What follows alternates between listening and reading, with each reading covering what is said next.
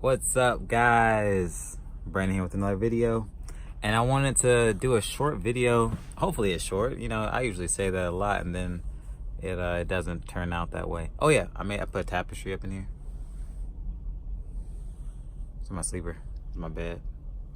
But yeah, I want to talk about why I left Stevens.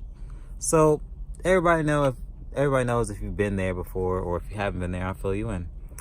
When you get there, they'll put you in a variety of hotels, but all of them are equally as shitty. They had me initially in the Micro Hotel. Now, my roommate, I'm not gonna say his name. We're gonna call him Stank Boy. Stank Boy did not take no showers. That boy was there for a week and a half. A whole week and a half in the same pants, same drawers, same t-shirt, same jacket. And if you were there when the time I was there, you know exactly who I'm talking about. He was in my room. He had sleep apnea. Stevens didn't catch it, but they'll put random people that don't have sleep apnea down for sleep apnea, but he had it. Remember that video? There's a video on my page for all you people that snore or whatever. Yeah, he was a conundrum. All right, so aside from like the whole being a roommate thing, because you never get a chance to really be by yourself. You always have a roommate, and they'll stay on top of that. That's the one thing they'll fucking stay on top of. They won't stay on top of food or anything like that, or the money that they owe you or whatever, or getting you a trainer, but they'll stay on top of you having a roommate, which is fucking retarded. So I went through the process of having him. When I got there, they were like, oh yeah, you don't have to worry about any training. You have the experience. Only thing you got to do is just go through this orientation, and we're going to have you a truck and shit about 3 days. I'm like, bet. Change the fucking scenario later on down the road. Oh yeah, you don't have enough. You have less than 6 months. So we're going to have to put you with the trainer, but we will raise your pay by $200 or something like that. So mine was at 6 when everybody else's was like 3 or something like that. Fast forward to my checks were always like 3 or 4. So where did that go in taxes? I don't fucking know. But so fast forward to that, I get my first trainer. I'm on his truck. They fly me out to Atlanta to meet up with him and get on his truck. I call him before I get down there, like, yo, I'm about to get on this flight. It should take me only about an hour or so to get down there, catch my cab and whatever.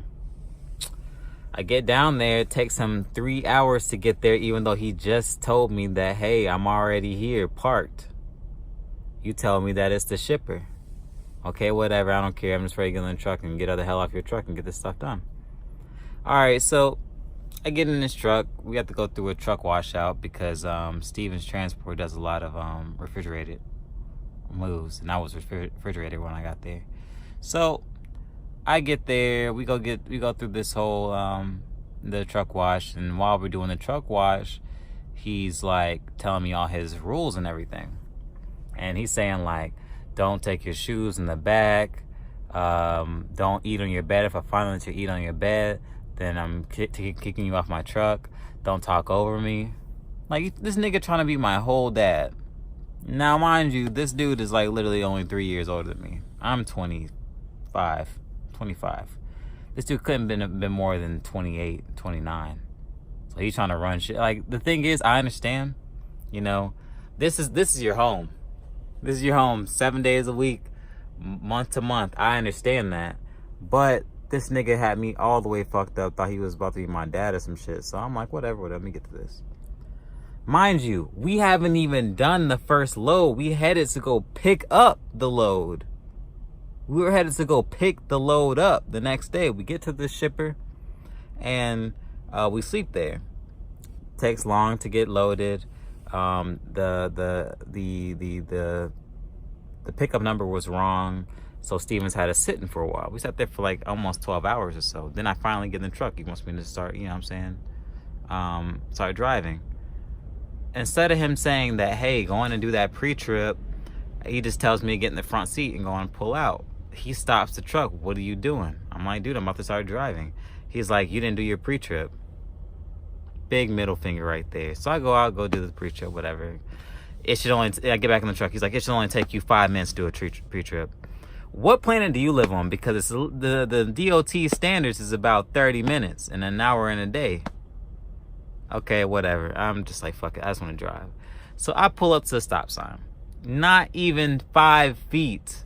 Not even 5 feet. I stop right there, look both ways because I had a tractor coming to my left and a tractor coming to my right and also a four-wheeler. So I wait. He's like, what are you doing? Waiting for these people to move. He was like, I'm the trainer, you're the student. What? Like, dude, I was like, yo, if you had a police officer behind you, a DOT or whatever behind you, you're just telling me that you would just pull out. He started going back and forth, talking about he's the trainer and I'm the student and I need to listen to him and there can't be 2 trainers in the truck and all this stuff. So I pull the brakes. I say fuck, virtually like fuck that. I didn't say those words, but I was like fuck that, you know what I'm saying? I'm not going to drive and be irritated because the thing is, when you're driving like that, it affects your driving, you know what I'm saying? Like you start driving reckless and whatnot. He starts getting an attitude. You know like how when you're talking to a child and they're mad and they're just not looking at you the whole time, but you're steady talking to them, but they just keep looking the other way and shit. That's just so fucking annoying. Like that's, you're damn near 30 and doing that shit. So he calls dispatch saying that I want him off my truck. I want him off my truck. You know what I'm saying? I'm like, whatever. I'm not really tripping. I'm packing my stuff up. They give me a hotel. I get off this truck. This asshole would not drop me off at the hotel or even remotely close. I had to walk. I walked like about an hour or so to the Quality Inn. I got a room at the Quality Inn. I was there for like 3 days. They gave me like a cash advance, blah, blah, blah, all that stuff just to pay for the room and pay for food and all that type of stuff. I wasn't on his truck, bro, I wasn't even on there full 24 hours. Honestly. Like I slept, woke up, got the hell off his truck. Like the quickest shit ever. Took maybe about 8 or 9 hours for me to get the fuck off his truck. I did get my first flight. I took my first flight to Atlanta. That was my first time I've been on a plane. But yeah, fuck that guy. Fuck him. But I don't remember his name. I think his name was Jules or something like that. I don't give a fuck about his name. So if you know who I'm talking about, put it down in the comments. Fuck that guy. But next trainer, I get on with his name was Ryan. He's mad cool guy. But I don't like people that are passive aggressive. It's such a small look. It's a small spot. Like, look at this shit. It's fucking small. You know what I'm saying? And this small of a location and you want to be passive aggressive, like I can't do that. Like multiple times we've gotten too close. You know what I'm saying? Like discrepancies of like, instead of just saying what you mean, he's just saying something like around the ballpark. Like I hate that. So it always get into a discrepancy of like, okay, I'm doing a 34-hour reset, but you want me to drive. I can't do a 34-hour reset if I'm driving. But you just told me that I'm doing a 34-hour reset today. Because I don't have that many hours. Stevens is not a bad company, but it's just their policies and and how they handle things. Like for like the food, like you only get a plate. You get a plate for lunch and you get a plate for dinner. And if you don't eat it now, that's what you're gonna be eating for dinner. Now you gotta wrap it up in the saran wrap, and it's like a plate, and by the time it gets back to your room, it's soggy and disgusting.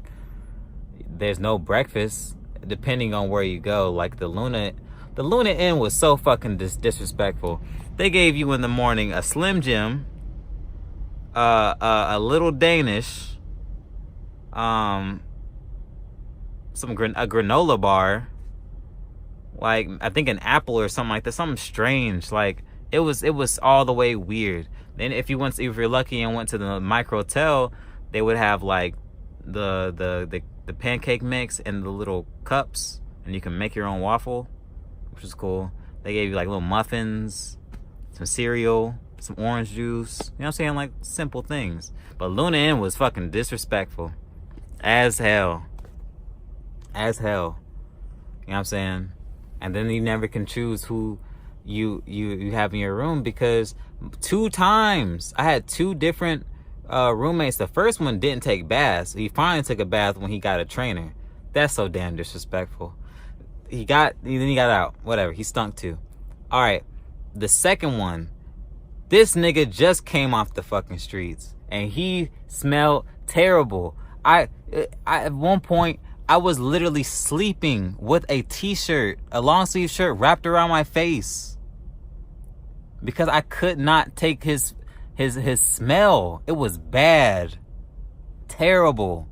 I've never smelled like something like that before.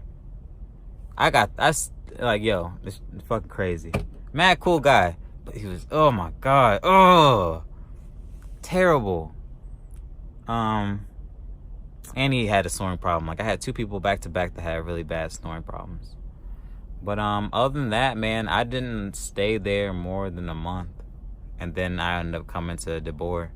If I would have known that DeBoer was going to send an Uber for me and they were literally only 30 minutes away, I would have came over there. I wouldn't even stayed at Stevens Transport for more than a day.